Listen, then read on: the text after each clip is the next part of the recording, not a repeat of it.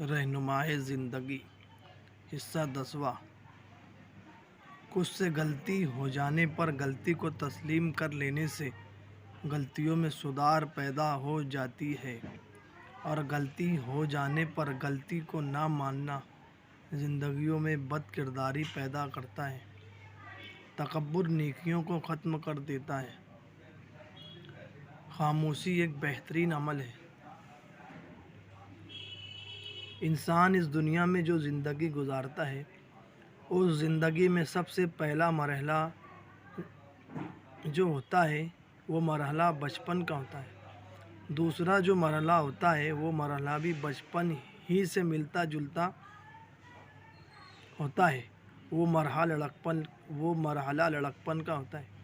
پہلے مرحلے کی جو عمر ہوتی ہے وہ پیدائش کے دن سے تقریباً 5 سال کی عمر تک ہوتی ہے، اور اس کے بعد سے بالغ ہونے تک کا جو دور ہوتا ہے وہ لڑکپن کا دور ہوتا ہے۔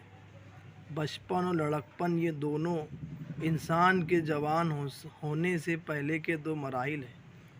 اس کے بعد جو دور شروع ہوتا ہے وہ دور جوانی کا دور کہلاتا ہے۔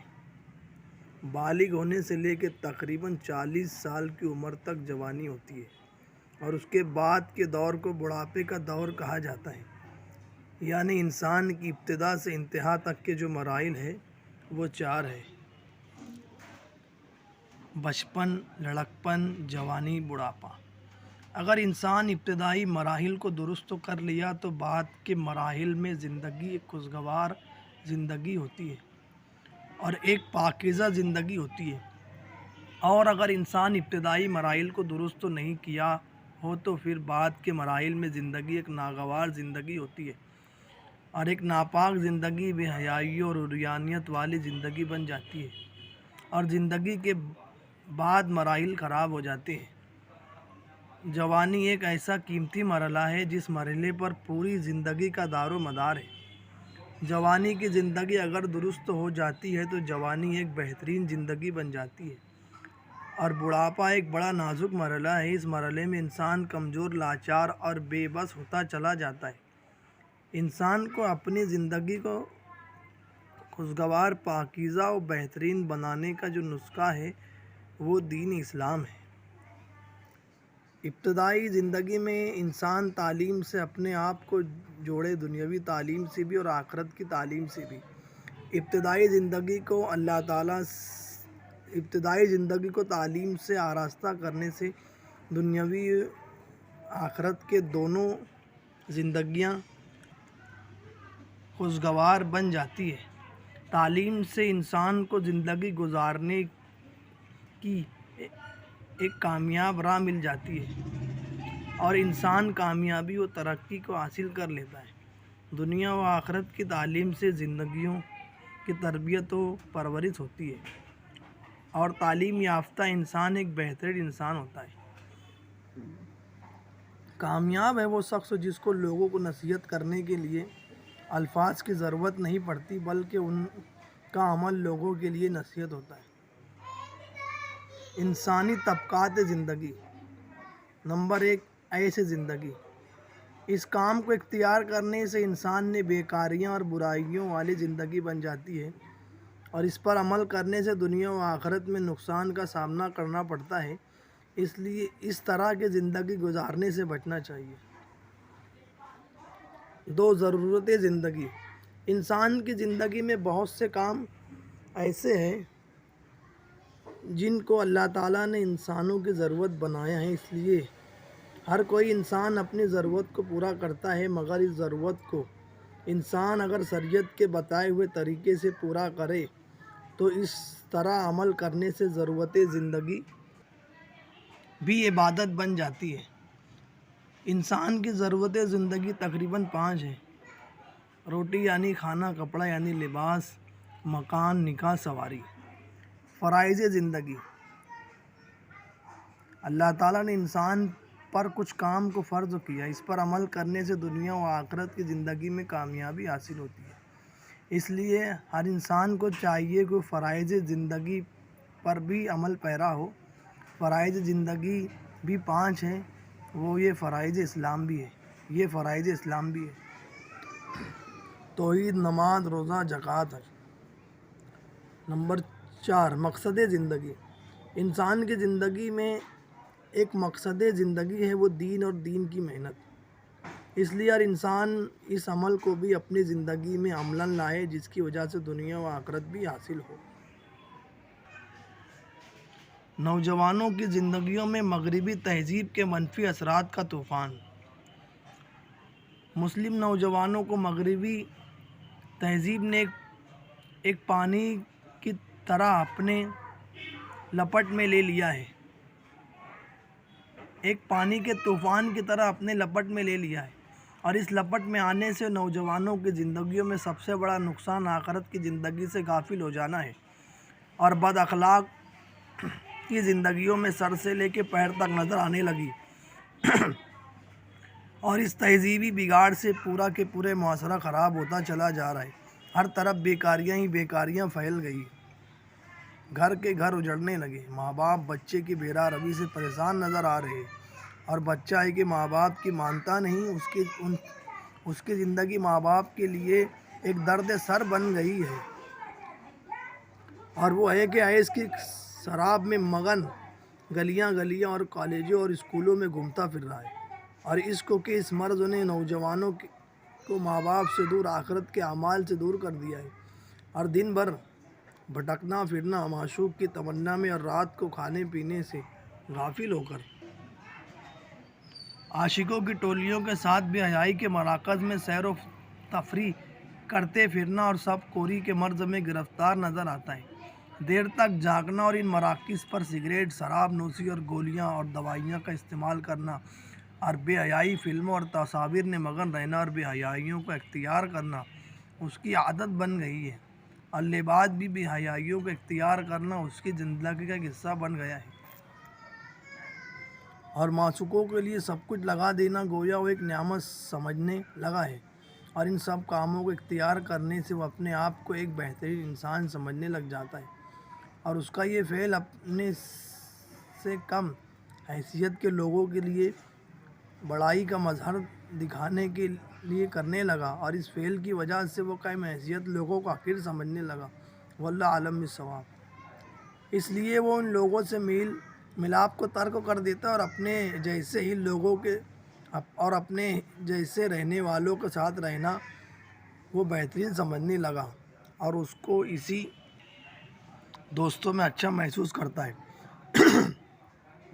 اس لیے مغربی تہذیب کے کاموں نے مسلم نوجوانوں کی زندگیوں کو تباہ و بربادی کے دہانے پر لا کر کھڑا کر دیا ہے، اور یہ سب جو مغربی تہذیب میں ہو رہا ہے وہ سب شیطانی اعمال ہے، اور شیطان ان سب کاموں کو ہوتا ہوا دیکھ کر بڑا خوش ہوتا ہے، اور جشن مناتا ہے۔ ان سب شیطانی کاموں کو اختیار کرنے سے نوجوانوں میں بے شمار جسمانی و روحانی و نفسیاتی امراض کا شکار ہوتے چلے جا رہے ہیں، جسم انتہائی کمزور ہوتا جا رہا ہے، حیوانی اعتبار سے نامردگی میں ملوث نظر آ رہا ہے، ہم مشاہدہ کر کے خود ہی دیکھ سکتے ہیں، ضمیر اعمال آخرت سے غافل ہوتے جا رہے ہیں، اور نفسیاتی امراض میں نوجوان گرفتار نظر آ رہا ہے، اور جن بد فعل اور کرداروں میں نظر آ رہا ہے ان کو لکھنا یہ عاجز بھلا نہیں سمجھتا، اور اللہ تعالیٰ سے دعا ہے کہ اللہ تعالیٰ پورے معاشرے کو اسلامی معاشرہ بنا دے،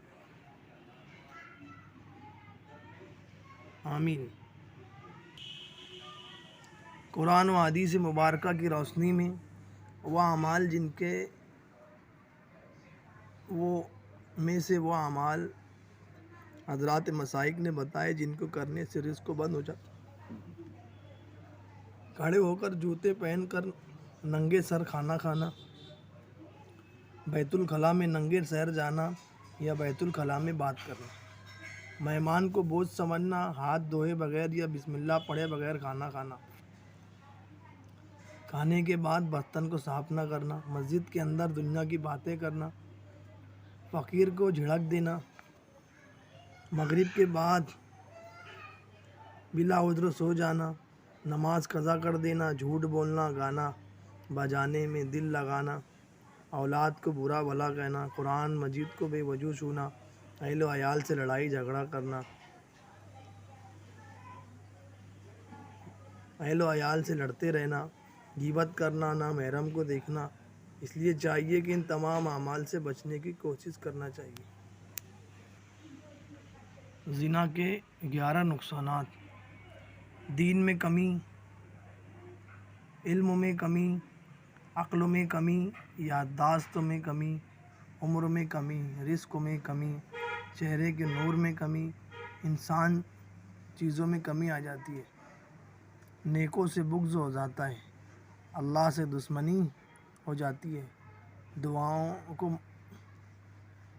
مردود فرما دیتے ہیں، زناکار کی پیشانی پر لکھ دیا جاتا ہے کہ اللہ کی رحمت سے دور ہے اور دوزخ کے قریب ہے۔ اس لیے چاہیے کہ ہر طرح سے بچنا چاہیے، آنکھ، ہاتھ، سرمگا وغیرہ کے پورے